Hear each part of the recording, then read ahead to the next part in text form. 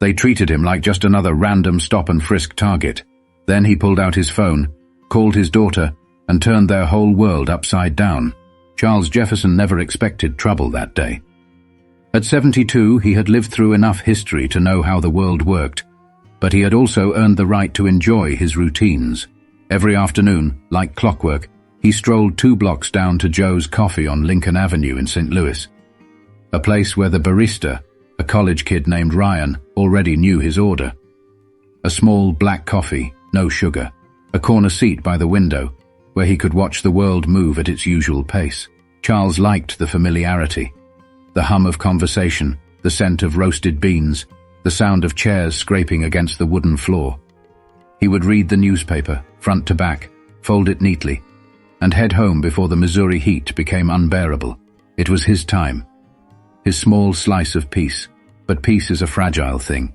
As he stepped out of the cafe, coffee in one hand, newspaper tucked under his arm, he heard the low rumble of an approaching engine. A black and white squad car rolled to a slow stop a few feet ahead of him. The driver's window was down, and for a moment, Charles considered whether to keep walking. Maybe they weren't here for him. Then the doors opened. 2 officers stepped out. One was young, barely in his 20s, with a buzz cut and a stiff posture. The other was older, probably mid-40s, with the kind of build that suggested he enjoyed throwing his weight around. Neither of them looked particularly friendly. "Sir, can we see some ID?" the younger one asked, voice flat, rehearsed. Charles stopped, blinking at them. His heart didn't race. It didn't need to. He had been through this before, too many times to count. His father had warned him about moments like these. So had his grandfather. He tilted his head slightly. "Is there a problem, officers?" The older cop shifted, placing a hand on his belt. "We got a call about a suspicious person matching your description." Charles glanced around. The sidewalk wasn't crowded, but there were enough people to witness what was happening. A woman pushing a stroller slowed her steps. A man on a bike turned his head. He let out a slow breath. Suspicious? He looked down at himself. Khaki slacks, a crisp button-up, a neatly trimmed grey beard, a newspaper and a coffee in hand. "You sure about that?" The younger officer squared his shoulders. "We just need to check your ID. Standard procedure." Charles had 2 choices: comply and walk away, or stand his ground. He was tired of this dance, but he wasn't a fool. So he reached into his pocket and pulled out his wallet. But the moment his fingers brushed against the leather, the older cop stepped forward. "Hands on the car." Charles froze. The street noise dulled. He could feel the shift. This wasn't just about ID anymore, but he wasn't going to let them push him around. Before Charles could hand over his ID, the older officer grabbed his wrist, his grip rougher than necessary. "Turn around. Hands on the car," he ordered, his tone no longer carrying the pretense of civility. Charles's body stiffened. He had seen this play out before, on the news, in stories passed down through generations, in moments that ended in tragedy. His chest tightened, but he kept his voice even. "I'm a 72-year-old man walking home from a coffee shop. What exactly am I being detained for?" The younger officer hesitated, eyes flickering toward his partner. He seemed uncertain now, but the older cop doubled down. "You fit the description," he repeated, as if that was supposed to explain everything.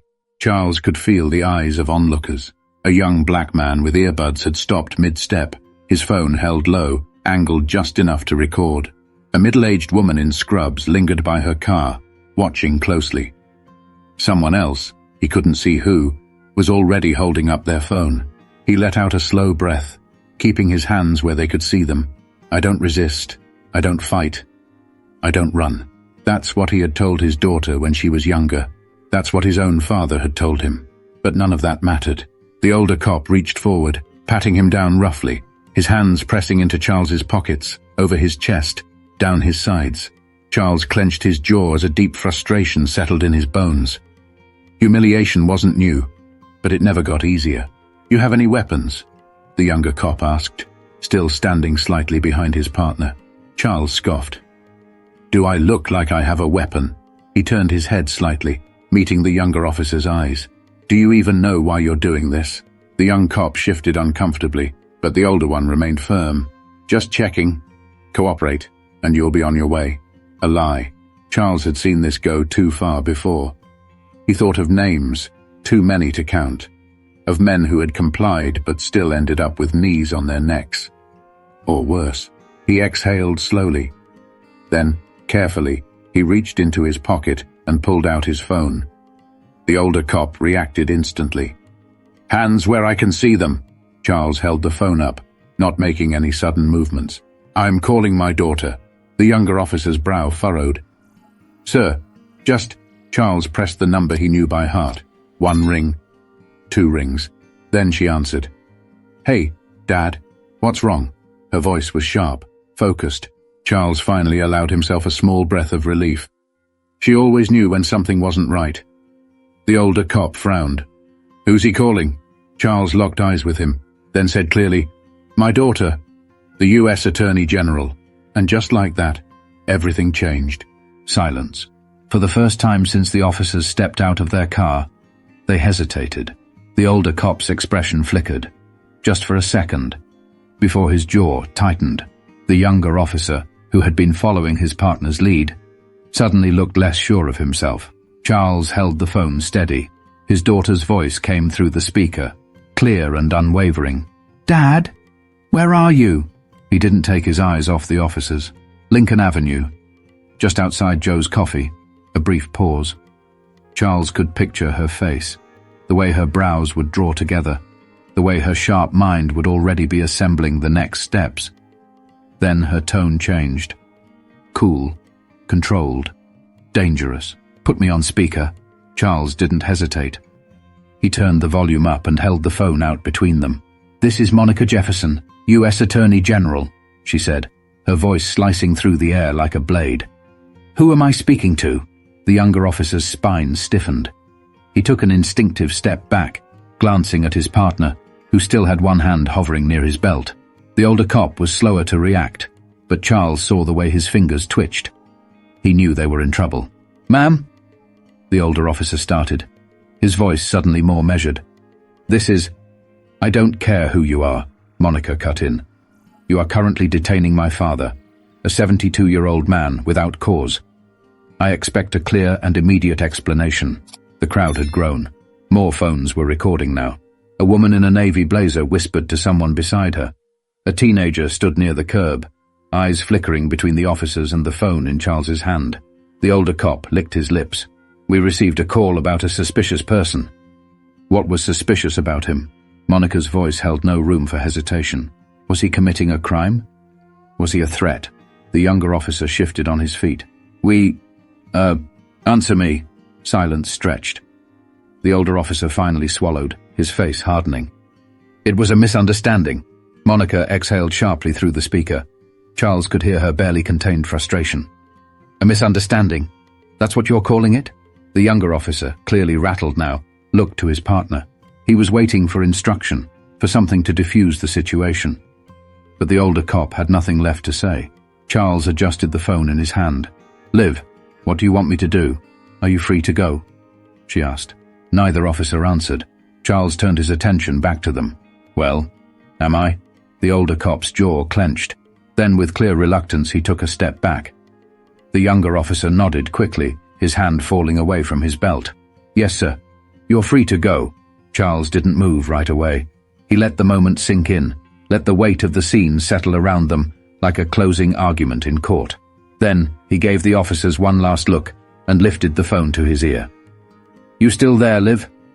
Her voice was steady. "Still here, Dad." He allowed himself the smallest of smiles. "Guess I'll see you for dinner." And just like that, he walked away. But the world wasn't done watching. Charles took slow, measured steps, his back straight, his head high. He wasn't hurrying. He wasn't running. He was leaving on his own terms. Behind him, the silence stretched. The officers, once so sure of themselves, stood frozen. The older one's fists clenched at his sides, frustration radiating from every stiff movement. The younger one looked down, eyes darting toward the bystanders whose phones were still recording. He knew what was happening. He knew this moment wasn't staying on Lincoln Avenue. It was heading straight for the world. But Charles wasn't done just yet. He stopped, turned back slowly, phone still in hand. "I hope you boys learned something today," he said, his voice calm, even. "Because a lot of people are about to learn about you." The older officer bristled. "Sir, we were just—" "No," Charles interrupted, shaking his head. "No excuses. You knew what you were doing." He glanced at the crowd. "And so does everyone else." A woman in scrubs, someone who had been watching the whole time, spoke up. "This how you treat all your suspicious persons?" A man in a mechanic's uniform let out a dry chuckle. "They thought they could rough up some old guy. Didn't expect him to have the right connections, huh?" The older cop turned toward the crowd, his face darkening.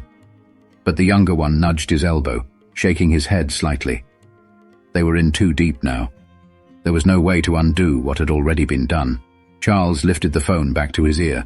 "You still there, Monica?" Her voice came through, sharp and steady. "I'm here, Dad." He nodded, speaking loud enough for the officers to hear. "I think these officers are realizing they might need a new job soon." The older cop's jaw clenched. The younger officer swallowed hard.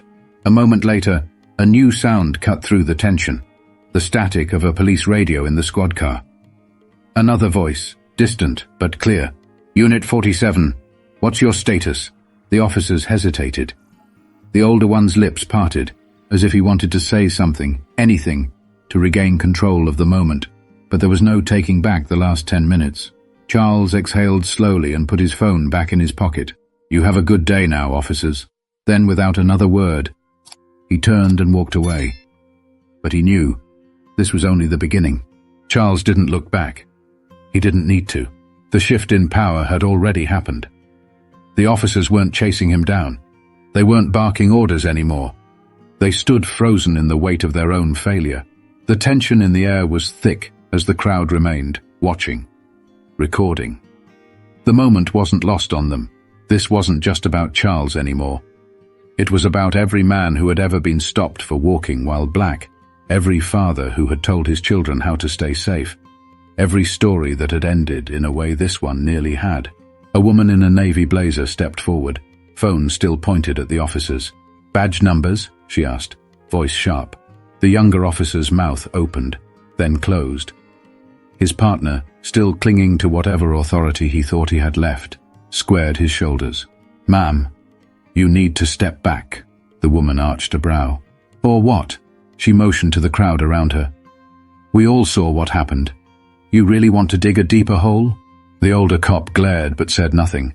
The younger one, now visibly uncomfortable, cleared his throat. "It's all just a misunderstanding." A laugh rippled through the crowd. A mechanic leaned against a lamppost, arms crossed. "Yeah, funny how those misunderstandings always seem to happen to the same kind of folks." The officers were losing ground and they knew it. Meanwhile, Charles continued walking, his pace steady, his head high. He had won today. But victory wasn't the same as justice. His phone vibrated in his pocket. He pulled it out and glanced at the screen. "Monica," he answered. "Still watching?" Her voice was quieter now, but just as firm. "The video's already online, Dad." He wasn't surprised. "How bad is it?" "Bad for them." A pause. "People are angry." "It's spreading fast." Charles nodded to himself. He had been in this world long enough to know that some things didn't change unless they were forced to. "They're going to issue a statement," Monica continued. "Expect words like review and procedural evaluation. But no apology. Of course not." Charles let out a slow breath. "What happens now?" A pause. Then Monica said what he already knew. "We keep watching." And Charles, standing in the middle of Lincoln Avenue, looking out at a world that had seen one more truth it couldn't ignore, nodded, because this wasn't just about him anymore. By the time Charles got home, his legs were sore, but his mind was still racing. He had been through a lot in his 72 years, but today felt different. He wasn't just another black man stopped for no reason. This time the world had been watching, and it wasn't looking away. He eased into his favorite chair, the one near the window where he could see the street outside. The neighborhood looked the same, but everything felt charged, like the air before a storm. He turned on the TV, and there it was. His own face, frozen mid-walk, captured from shaky cell phone footage. Breaking news. St. Louis police stop elderly man without cause. His daughter, the U.S. Attorney General, intervenes. The news anchors were already dissecting it. Clips of the officers, the crowd, the moment they realized who they had messed with. Panelists debated whether the officers should be fired, whether new policies were needed. whether this was just another case of racial profiling that would soon be forgotten. His phone buzzed non-stop. Messages from old friends, former students, even strangers who had somehow found his number. Some were angry, others just wanted to tell him they stood with him. And then, the official statement from the St. Louis Police Department flashed across the screen. "We are aware of an incident involving 2 officers and an individual who was detained during a routine call. The department is currently conducting an internal review to ensure that all procedures were followed correctly. We take these matters seriously and remain committed to fair and just policing." Charles scoffed. Same song, different verse. The phone rang. "Monica." "Hey, Liv," he answered, using her childhood nickname. She sighed. "They're trying to contain it, Dad, but it's too late." He leaned back, watching the news replay the clip from different angles. "You think they'll actually do anything?" A pause. Then, not willingly, that was the truth. They'd rather let the outrage burn itself out. Let the news cycle move on, let another headline take its place. But this time, something felt different. The video was everywhere. It wasn't just being debated on news panels. It was being shared on social media by millions of people, from young activists to celebrities to everyday folks who had seen too much of this and had had enough. Monica's voice softened. "You okay?" Charles exhaled slowly, his fingers drumming against the arm of his chair. "I'm tired, Liv." "I know." They sat in silence for a moment, both of them listening to the distant voices on the television. Then Monica spoke again. "This isn't over." Charles glanced out the window, watching as a news van parked down the block, reporters stepping out, cameras in hand. "No," he said quietly. "It's just getting started." Charles watched from his window as the news crew set up down the block. The world had seen what happened, and now it was demanding answers. The officers might have let him go, but the damage was already done, the kind that doesn't just fade overnight. His phone buzzed again. This time it was a text from an old friend, a retired professor he hadn't spoken to in a while. "Proud of you. This needed to happen." Charles stared at the message for a long moment. He wasn't sure if proud was the right word. He hadn't set out to make a statement. He just wanted to get home. The knock at the door was soft, but certain. He already knew who it was before he opened it. Monica stood there, her arms crossed, looking him over like she was checking for hidden wounds. She had flown in. Of course she had. "You didn't have to come," he said, stepping aside to let her in. She gave him a look. "You know I did."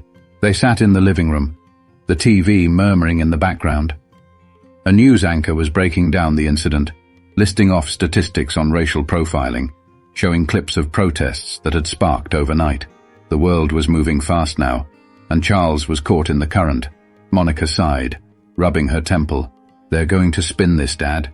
The department will do their internal review, maybe suspend the officers with pay, and hope people forget by next week." He nodded. "I know how this works." "Then you know we can't let them move on that easily." He studied her. His daughter, the U.S. Attorney General, the woman who had spent her life fighting battles just like this. She had power, influence, and she was ready to use it. But Charles, an old man who had lived long enough to see history repeat itself more times than he could count, knew that power alone wasn't enough. The people had to care.